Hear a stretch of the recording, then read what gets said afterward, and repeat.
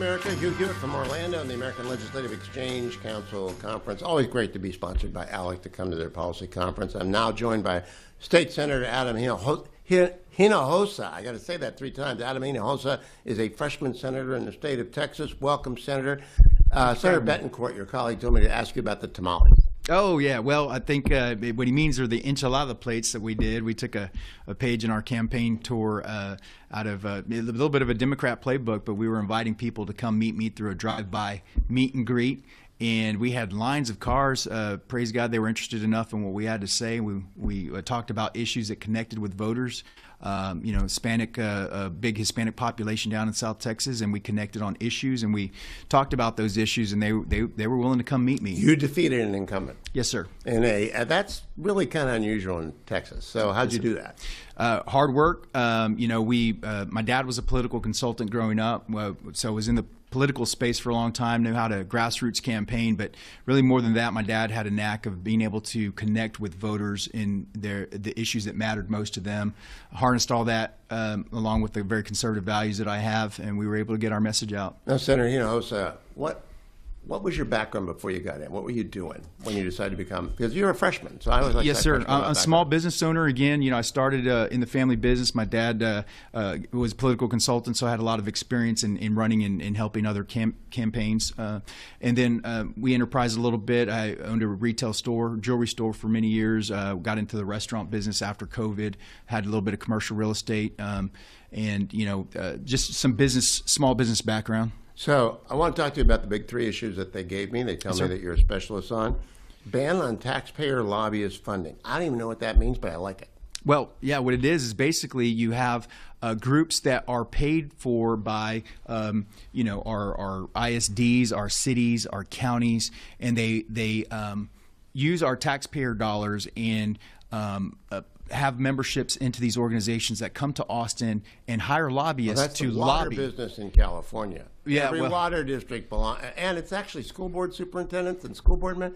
They all get lobbyists. That's right. And what they do, it's different than your private sector lobby groups that are industry specific to the needs that they have. This is actually taking money, our own taxpayer dollars, and then fighting against the will of our own voters. Incumbency protection. Yeah, right. Well, and just a quick example, we had a bill, the Women's Privacy Act. Senator Middleton passed last session. I joint authored the bill, and our biggest opponents were lobbyists paid for with our own tax dollars to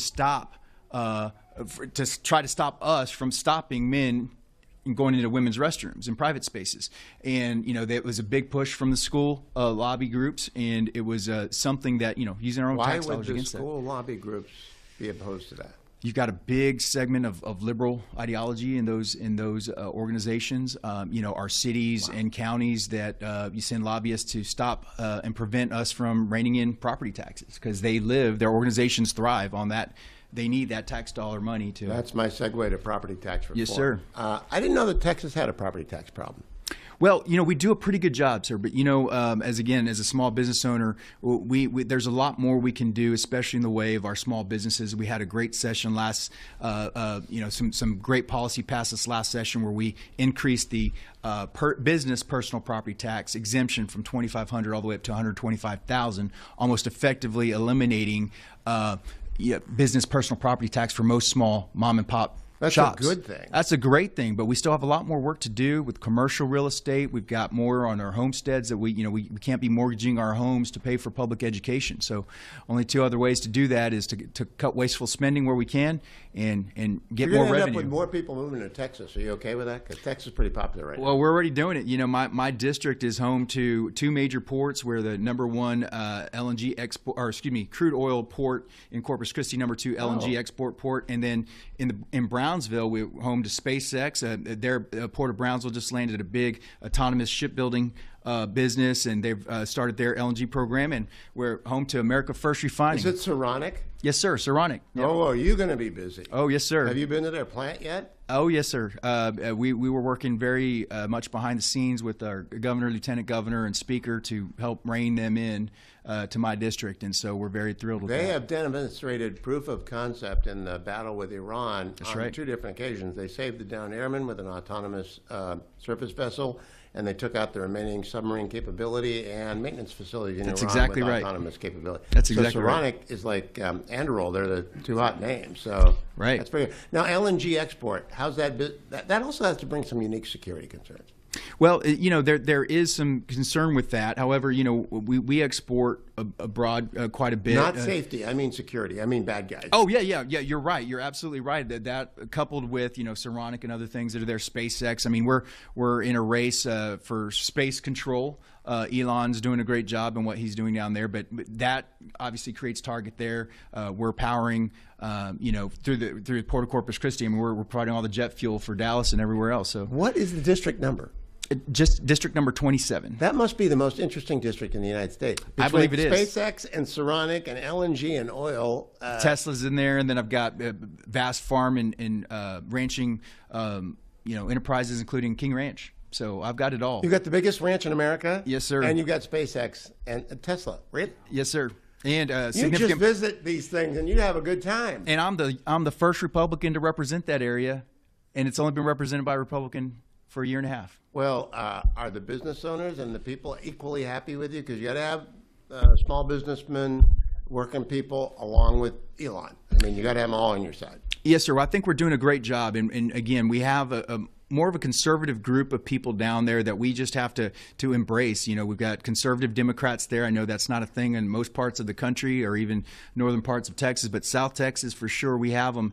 And showing the capabilities of what we're able to do and engage them in the things that matter to them, I think we're winning them over. Now, with that many businesses, though, you're going to have a water supply issue. Not a problem, but an issue. How are you making sure you got the infrastructure to serve that many big and growing corporations? Well, as you probably heard, Corpus Christi has been an emergent drought situation with our western reservoir systems literally drying up. I did not know that. Okay, well, we've been entertaining marine desal for a long time, but as you know, those are very, very expensive projects. Yep. One of the things I just literally minutes ago passed out here at ALEC was model legislation based off of my Senate Bill 1169, which I passed in first session, allows for the creation of public utility agencies, regional approaches to capitalize on economies of scale, get very expensive projects like marine desal, massive flood mitigation projects, regional wastewater treatment plants, those types of programs that can be done in a regional capacity. It provides that framework to allow political subdivisions to work together. I look at the Gulf states that are in the war right now, and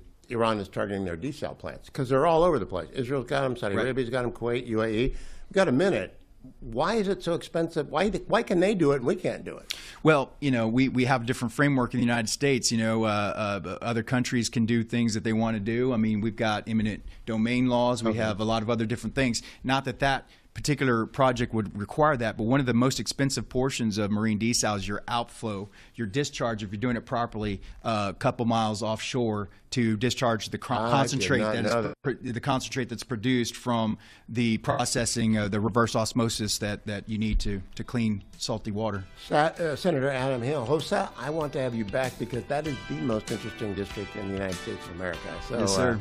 Godspeed to you and congratulations on winning an upset win, being the first Republican since Reconstruction to represent your district. Thank you, Senator. I'll be right back, America. Stay tuned. I'm Hugh Hewitt.